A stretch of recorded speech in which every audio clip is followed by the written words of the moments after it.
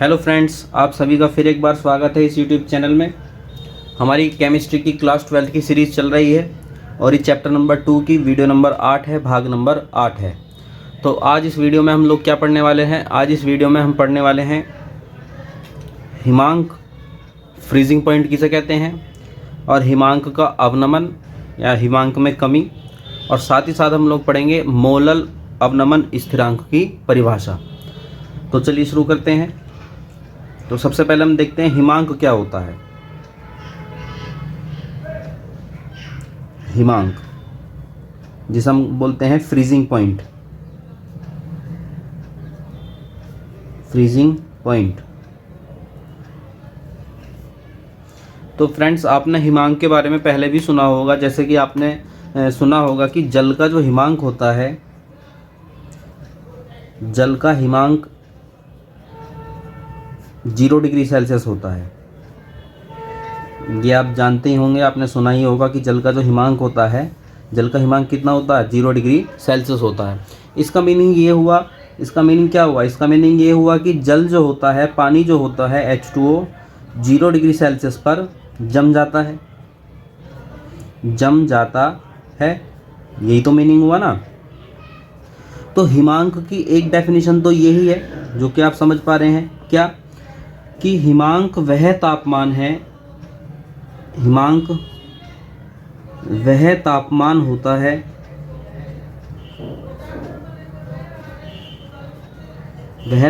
होता है जिस पर कोई द्रव जमता है, जम जाता है, या हम कह सकते हैं ठोस हो जाता है। जिस पर कोई द्रव ठोस हो जाता है, यानी कि हिमांक की एक डेफिनेशन, एक कंसेप्ट तो यही है जो कि बहुत आसान है, जो कि बहुत सरल है, जिसके बारे में आप पहले से ही परिचित हैं। वह क्या है कि हिमांक वह तापमान होता है, वह निश्चित तापमान होता है। ठीक है, किसी द्रव के लिए हिमांक वह निश्चित तापमान होता है, किसी द्रव के लिए हिमांक वह निश्चित तापमान, निश्चित क्यों कह रहे हैं बताएंगे इसे। किसी द्रव के लिए हिमांक वह निश्चित तापमान होता है जिस पर कोई द्रव क्या हो जाए? जम जाए। जिस पर क्या हो जाए? द्रव जम जाए। जैसे कि हम जल का जिक्र कर सकते हैं कि जल जो होता है, पानी जो होता है, वो 0 डिग्री सेल्सियस पर क्या हो जाता है? जम जाता है। 0 डिग्री सेल्सियस पर पानी क्या होता है? जम जाता है। तो 0 डिग्री सेल्सियस क्या है? जल का हिमांक है। यानी हिमांक क्या है? हिमांक वह तापमान है जिस पर कि द्रव क्या हो जाए? जम जाए। ठीक है, निश्चित का मतलब ये हुआ कि ऐसा नहीं है कि आज हिमांक कुछ और है, कल कुछ और होगा। नहीं, अगर जल का हिमांक 0 डिग्री सेल्सियस है तो वह 0 डिग्री सेल्सियस ही रहेगा। अगर जल शुद्ध है, प्योर है, शुद्ध अवस्था में है, तो जल का हिमांक 0 डिग्री सेल्सियस होता है और वह 0 डिग्री सेल्सियस ही रहता है। ऐसा नहीं है कि वह कुछ और चेंज हो जाएगा। नहीं, अगर जल शुद्ध है तो शुद्ध जल का हिमांक सदैव ही क्या होगा? 0 डिग्री सेल्सियस ही होगा। तो हिमांक का एक मतलब तो ये है जो कि हमने जाना है, जिससे कि आप पूर्व में भी परिचित हैं, पहले भी आप लोग पढ़ ही चुके होंगे इस चीज़ को। तो हिमांक की हम 2 डेफिनेशन की बात कर रहे हैं। पहली डेफिनेशन तो जो है वो हो ही गई है पीछे, कि वह तापमान जिस पर कि द्रव, वह तापमान द्रव के लिए वह निश्चित तापमान जिस पर कि द्रव जम जाता है। तो आप ये वाली डेफिनेशन नोट कर लीजिएगा। ठीक है, और इसका एक एग्जांपल भी दे दीजिएगा कि जैसे कि जल 0 डिग्री सेल्सियस पर जम जाता है, इसलिए जल का हिमांक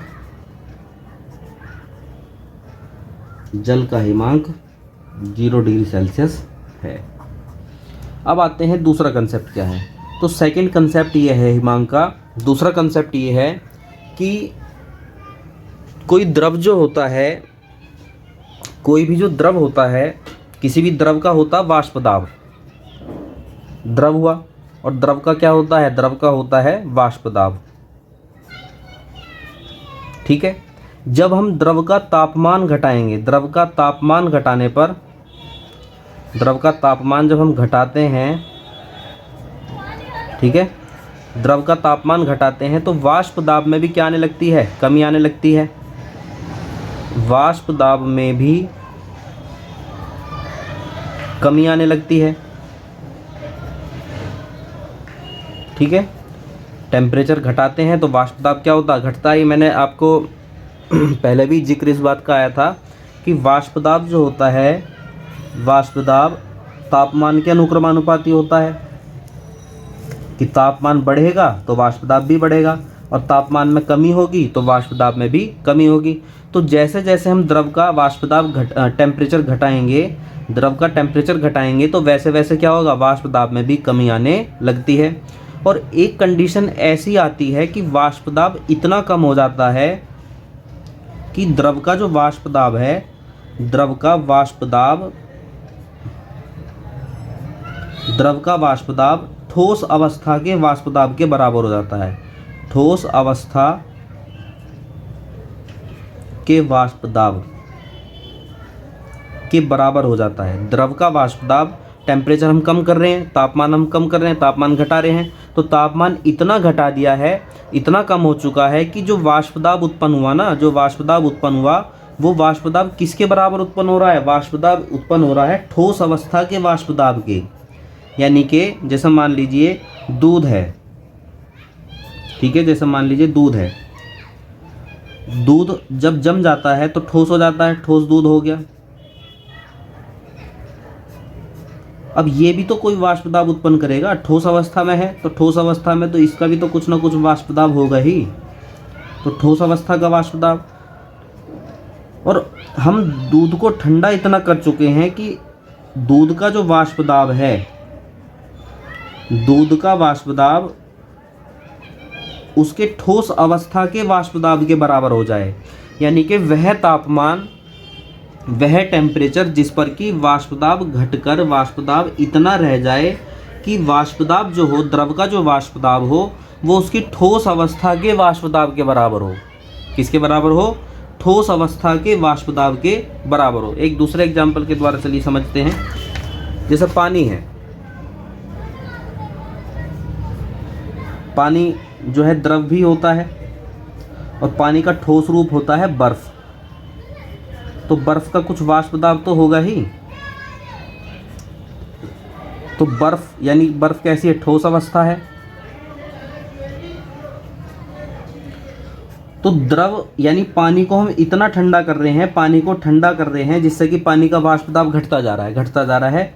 और पानी का जो वाष्प दाब है अब घट के किसके बराबर रह गया, पानी का वाष्प दाब अब घटकर, पानी का वाष्प दाब अब घटकर बर्फ के वाष्प दाब के बराबर रह गया है, ठोस अवस्था के वाष्प दाब के बराबर रह गया है।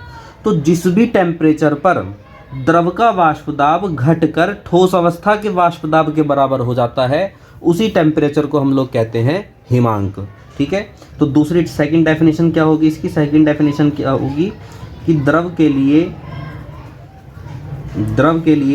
वह तापमान, द्रव के लिए वह तापमान जिस पर उसका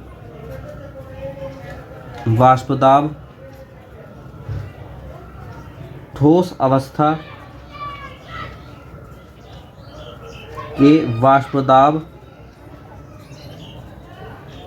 के बराबर रह जाता है, ठोस अवस्था के वाष्प दाब के बराबर हो जाता है,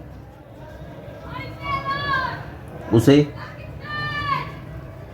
द्रव का हिमांक कहते हैं, हिमांक कहते हैं। यानी कि उस टेम्परेचर पर क्या होगा, द्रव जम जाएगा और उसे ही हम बोलेंगे द्रव का हिमांक। तो ये थी इसकी सेकंड डेफिनेशन। अब हम चलते हैं नेक्स्ट टॉपिक की तरफ। नेक्स्ट टॉपिक क्या है हमारा, नेक्स्ट टॉपिक है हिमांक का अवनमन। ठीक है, नेक्स्ट है हिमांक का अवनमन। हिमांक का अवनमन, अवनमन को हम कहते हैं depression, depression of freezing point. और ध्यान से आप लोग समझिएगा इस हेडिंग को, डिप्रेशन ऑफ फ्रीजिंग पॉइंट। इसका मीनिंग क्या है, देखिए अवनमन का मीनिंग क्या होता है, अवनमन का मीनिंग होता है घट जाना। अवनमन का मीनिंग क्या होता है, का मीनिंग होता है घट जाना। ठीक है, अवनमन का मीनिंग क्या है, घट जाना। और किसका घट जाना? हिमांक का घट जाना। किसका घट जाना? हिमांक का घट जाना। तो हिमांक का अवनमन का मतलब क्या हुआ? हिमांक का घट जाना। तो इसका अर्थ क्या हो गया? इसका अर्थ हुआ किसी द्रव के हिमांक में कमी आ जाना। द्रव के हिमांक में कमी आ जाना, ये हुआ इसका मतलब। अब ये कब होगा?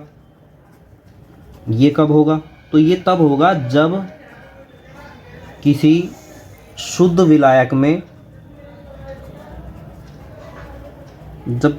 विलायक में कोई अवाष्पशील विलय मिलाया जाता है। अवाष्पशील विलय मिलाया जाता है तो द्रव के हिमांक में कमी आ जाती है।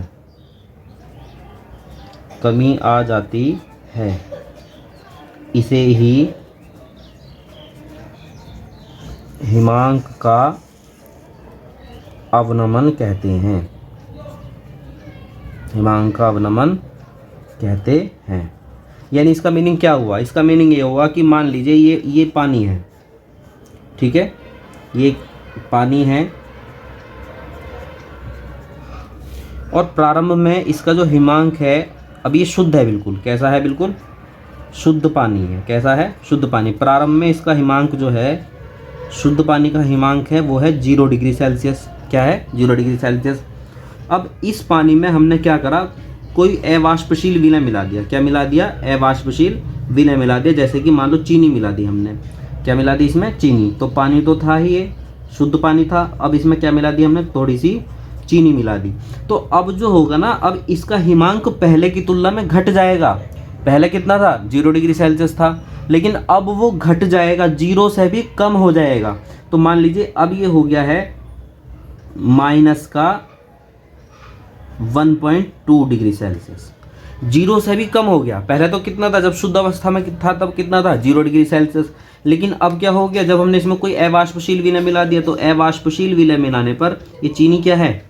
ये है अवाष्पशील विलय। तो जब हम इसमें अवाष्पशील विलय मिला देंगे तो अवाष्पशील विलय मिलाने पर इसके हिमांक में क्या होगी? कमी हो जाएगी। पहले की तुलना में हिमांक और ज़्यादा कम हो जाएगा। इसी को हम बोलते हैं हिमांक का अवनमन।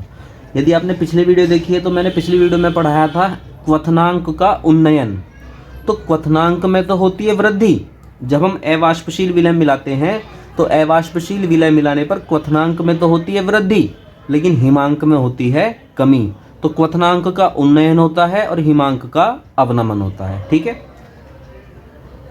तो पहले की तरह ही जैसे हमने पहले फॉर्मूला बनाया था, ठीक वैसे ही सेम टू सेम बिल्कुल फॉर्मूला हम लोग बनाएंगे। हिमांक में अवनमन के लिए फॉर्मूला बनाएंगे हम लोग। तो हिमांक में अवनमन या कमी, हम कुछ भी कह सकते हैं, के लिए सूत्र। और सूत्र आप लोग समझ ही गए होंगे किस तरीके से बनाया था हमने। बिल्कुल सेम टू सेम वही पैटर्न होगा हमारा। ठीक है, हम लोग बिल्कुल उसी तरीके से सूत्र बनाएंगे और अगर आप साथ साथ बनाते हुए चलेंगे तो आपको याद भी हो जाएगा। तो हिमांक में जो कमी थी,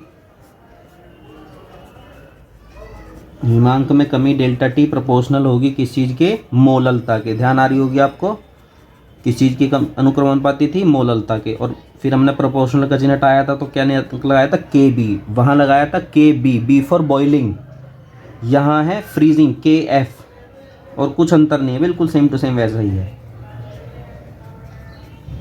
ठीक है, तो डेल्टा यहाँ लिख देंगे, जहाँ के एफ क्या है? के एफ है अवनमन स्थिरांक। अवनमन स्थिरांक। ठीक है, तो के एफ और मोललता का फॉर्मूला आप मुझे बताइए, सोचिए क्या है मोललता का फॉर्मूला? विलय के मोल अपॉन विलायक का द्रव्यमान। ठीक है, और ये द्रव्यमान किस चीज़ में चलता है, किलोग्राम में। विलय के मोलों का फॉर्मूला खोलेंगे, विलय की ग्राम में मात्रा, विलय की ग्राम में मात्रा आप याद करते हुए चलिए साथ साथ। फिर विलय का अणुभार, ये तो फॉर्मूला खोल दिया हमने। किस चीज़ का फॉर्मूला खोला है, विलय के मोल का। और इनके बटे में कौन चल रहा है, इनके बटे में चल रहा है विलायक का अणुभार, सॉरी विलायक का द्रव्यमान।